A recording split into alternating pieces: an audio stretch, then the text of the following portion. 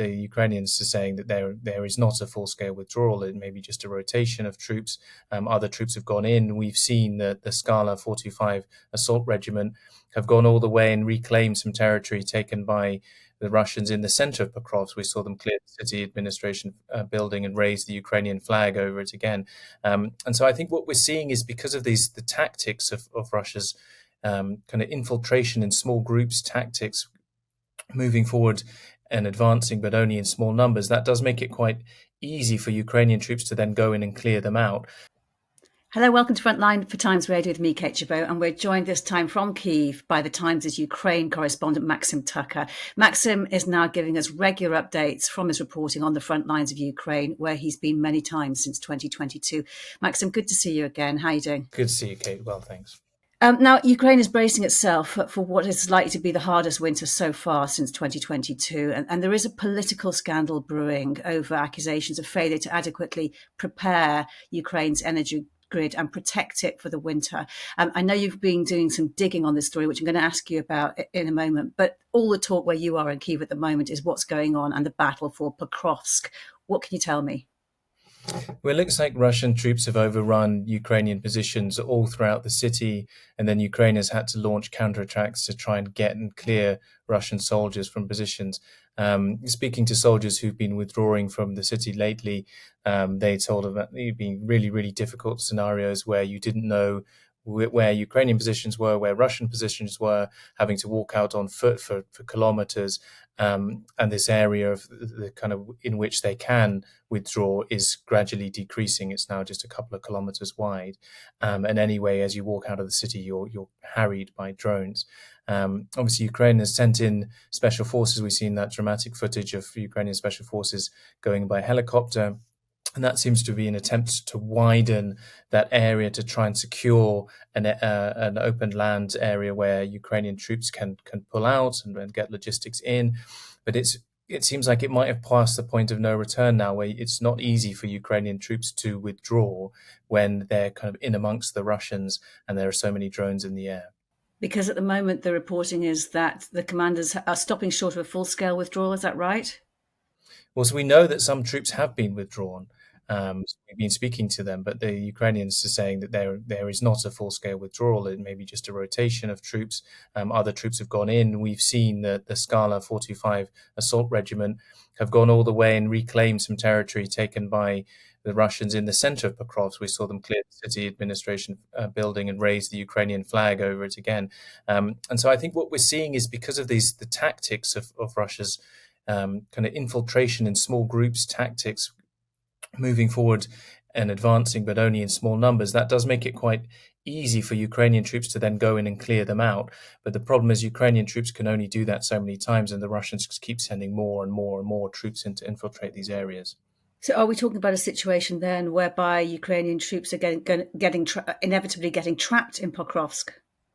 Well, I think some Ukrainian troops in the south of Pokrovsk may already be trapped. It will be very difficult for them to get out. Other Ukrainian troops may be looking to try and get out via this small opening that is being held by military intelligence or Ukraine special forces. But even that is going to be very, very difficult. I think the real big problem that Ukraine has now is in Minograd, where they have kind of lots of large units with vehicles, with equipment that are not going to be able to get out of this small gap. They'll only be able to kind of walk out.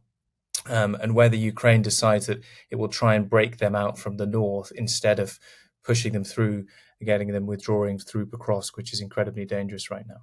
So just tell me about that neighbouring city. Where is it exactly, and what's its significance to Pokrovsk? So Minograd is part of the Pokrovsk conglomeration. It's a separate city, but it's kind of joined by houses through the middle. It's just a few miles away to the east. It is almost encircled now because of what's happening in Pokrovsk. The only route that is for Ukrainian forces to supply and get logistics through into Minograd is through Pokrovsk. But there was this counteroffensive around the Dobropilya area where Ukrainians made some gains that looked at some point that it might be able to break out some of the encirclement, the kind of northern part of the encirclement from troops in Minograd. But They're really precious troops for Ukrainian Minograd. They've got paratroopers, they've got Marines, like highly motivated, skilled, well-equipped units there, and losing them en masse would be really a dramatic blow for Ukraine. And it's been taken 21 months, I think, for Russia to make this kind of advance on Pokrovsk. And they've devised these new tactics, as you say, to do so. How have they worked exactly? How different are they? And are they particular to this area, to an urban environment? They're not particular to this area. They've also used tree lines and hedgerows to move forward small groups, and they try and find a building that they might then group together in. They send a few, one at a time, two at a time, and then stay in one place until there's a kind of platoon-sized force, and then they attack somewhere. This works better in once they've crept into an urban area because it's easier to hide, it's easier to move around in. But it also means that Ukrainians, when they find the Russians, they can hit them with drones or that they can counterattack them more easily because they're only small groups. And it's not something that's going to be able to allow the Russians to have a strategic breakthrough because it's only small groups of people on foot. So this is why it's taken 21 months to get from Avdiivka, which is only kind of 30 miles away, to Pokrovsk. And it's taken such a long time. And now people are talking about the threat that is posed to this fortress agglomeration, which is Konstantinivka, Druzhkivka, Kramatorsk, and Slavyansk, this kind of remaining fortress belt of Ukrainian major cities. But if you're applying these tactics to that situation, it's going to take them again several years to be able to take over those even larger cities. So that's what's next, is it, the fortress belt, if they succeed in taking Pokrovsk? Well, this is one of the reasons that Ukraine and Russia have been fighting so fiercely for Pokrovsk is that it's the last major city in the Donbass before you head west towards Dnipro. And if the Ukrainians don't hold the positions in Pokrovsk, then there are large open fields along the main road to Pavlohrad, which is a really important industrial base for the Ukrainians, and Dnipro. There are no major settlements on that route. There are a couple of villages, but they would be relatively easy to take. So if you're thinking about Ukrainian defensive lines over winter, it means if they're not in Pokrovsk, the Ukrainians are in the field, they're exposed, they're cold, and it's going to be very difficult to hold those positions if the Russians choose to drive west into Dnipro. If they choose to go further east towards this fortress belt, then the Ukrainians will need to reconsider how they organize their defense, and it's going to be centered around Dobropilya, I think. So what are the defensive lines then if they do, assuming that is inevitable? I don't know if it is inevitable in your view at the moment, but if the Russians do take Pokrovsk, what are the next defensive lines for the Ukrainians? So I think that the Ukrainians there will have to mount a defense around Dobropilya and to try and stop the Russians breaking north and east in that movement the pincer movement they originally wanted to use to take Kramatorsk and Slavyansk. But the difficulty for the Ukrainians will be where are the defensive lines at the moment. The defensive lines are dug into wide open fields. There are big anti-tank trenches in the fields across the Dnipro Donetsk border, and there's Pavlohrad, which is the next kind of major city, which the Ukrainians have got serious defensive lines in. The Ukrainians don't want to be fighting over Pavlohrad. This is a serious industrial base. There's rocket manufacturers, missile manufacturers, a lot of serious industry is there, and the Ukrainians definitely don't want to be fighting there. And if the Russians get as far as Pavlograd, they're only an hour's drive away from Dnipro, a huge city of 1 million people, which has been central to Ukraine's war effort. And what about Pokrovsk? What is left of the city that they're fighting over, and who is still there in terms of the civilian population? Well, it's a significant sized city, so it's 60,000 people that used to live there. There's only about 1,300 thought to be remaining there, and we've actually seen horrific footage of the Russians cutting them down, hitting them with drones, even though they're very clearly civilians, elderly people walking with white flags, trying to get out of Pokrovsk. So it is a battered city. There are, buildings are all damaged, but some are still intact enough to mount a defense from. Some high buildings, some high ground, the Ukrainians are still holding on to. And those are important positions. But I think, it will be important. What's left of the basements, what's left of those buildings, the remains of those buildings are important when you're thinking about a winter that is often kind of -10, -15 degrees. You want to be inside somewhere, even if it doesn't have heating or water, but it's better than being out in the open fields. And do you know at this stage how much of the city is actually under Russian control? It's held by the Russians, at least. It's very difficult to say. It seems constantly moving. We've seen kind of geolocated footage of the Russians being able to bring trucks into pretty central areas of Pokrovsk, but then we've seen immediately afterwards the Ukrainians raising the Ukrainian flag over the kind of city hall. So it's obviously a very dynamic situation. The Russians are moving forwards in small groups, and then Ukrainians are counterattacking, and you've got pockets of Ukrainians trapped throughout the city, and then you've got Ukrainians coming to try and break them out. So it's a very, very dynamic situation, and Russians are taking heavy casualties there, but I'm sure the Ukrainians are now taking heavy casualties there too. And in the circles you've been mixing in Kyiv itself, how much anxiety is there over this? Well, I think there's a lot of worry. I mean, what it means for the future defense of Donbass, what it means for that fortress and conglomeration, but particularly on how many troops are going to be lost defending Pokrovsk. And there's a lot of people talking about it's time or it's past time already to try and withdraw these troops to try and save especially the paratroopers that are in Mirnograd, relatively intact units. And we need all the people that we can get to mount the defense on the next line in perhaps better positions. But then you have the other point of view, which is said, well, those positions are not better. They're fortified, but they're exposed. They're in open fields. They're in small villages. It's not a dense urban conglomeration like Pokrovsk, and it's going to be harder to defend those positions from the Russians. Do you have any idea? Are you able to say how many Ukrainian troops are committed to this part of the front line? Well, it's in the tens of thousands in the area. How many are left in Pokrovsk? How many have been moved out? How many have been killed, wounded, captured? Is impossible to say right now. Okay, well, thank you very much for giving us that detailed update there. And I mentioned earlier the brewing political scandal whereby the government is being accused of failing to take the necessary measures to protect the country's energy infrastructure as winter approaches, and even before that. What's it supposed to have done which it hasn't? So, if we start with last year, when the government removed the head of Ukraine's state energy company, Ukrenergo, a guy called Vladimir Kudrytsky, who was well liked and well respected within the energy community and by international partners.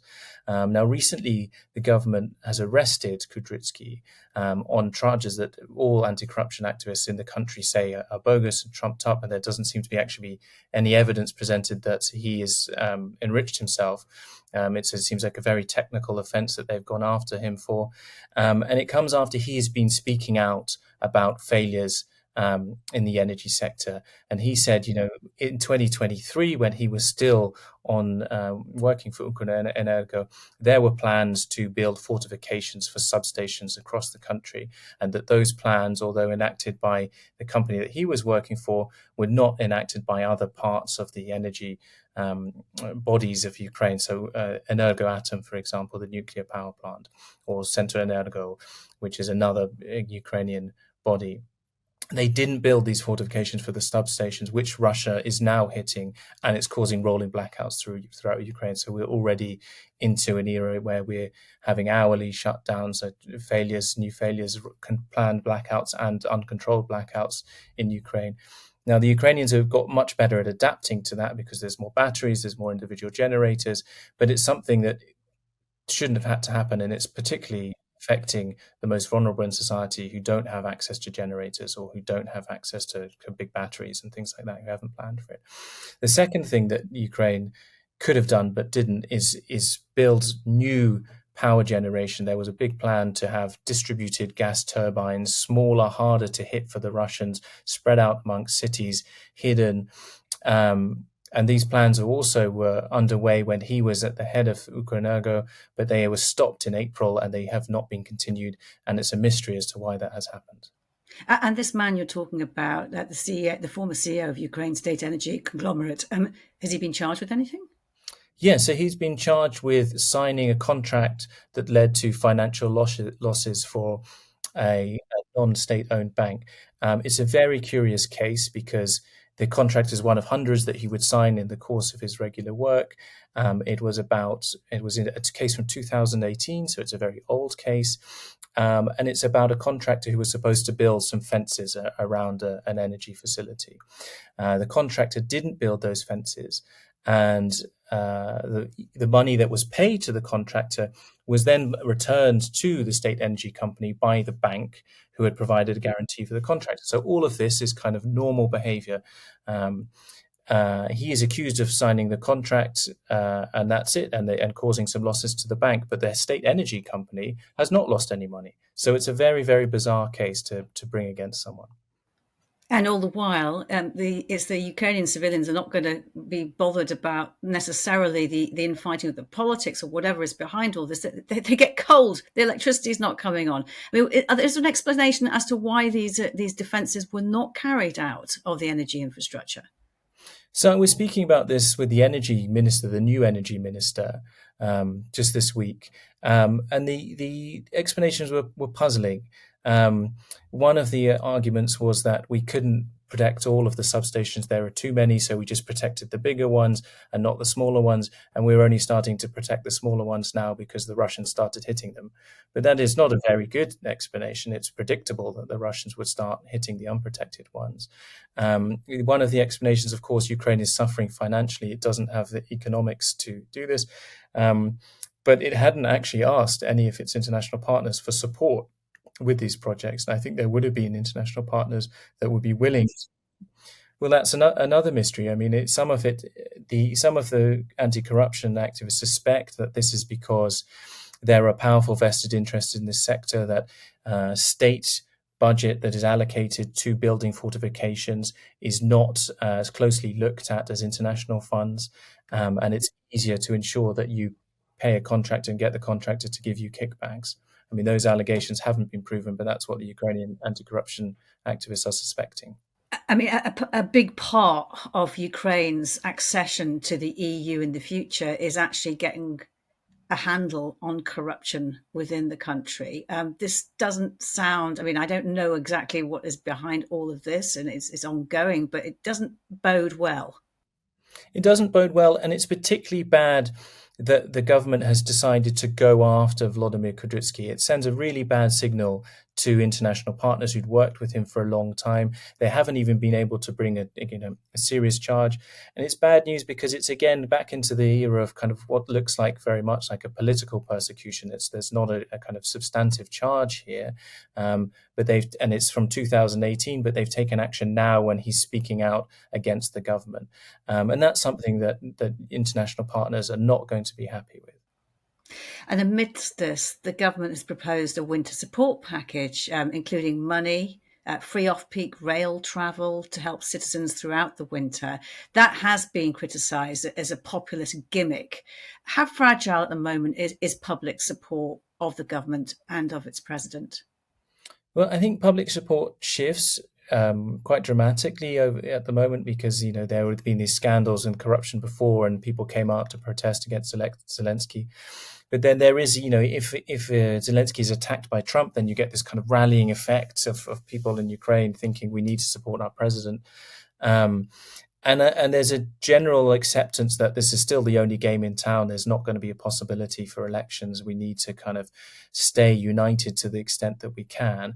But a frustration and a willingness, I think, an increasing willingness for Ukrainians to criticize and say the government is not doing the right thing here. So I think Ukrainians are willing, have shown that they're willing to make their voices heard in criticism when they feel that there is a serious problem, and that they will continue to do that. We saw that with protests when Zelensky tried to bring the National Anti-Corruption investigators under his control, and that they will probably pay attention to these things in future.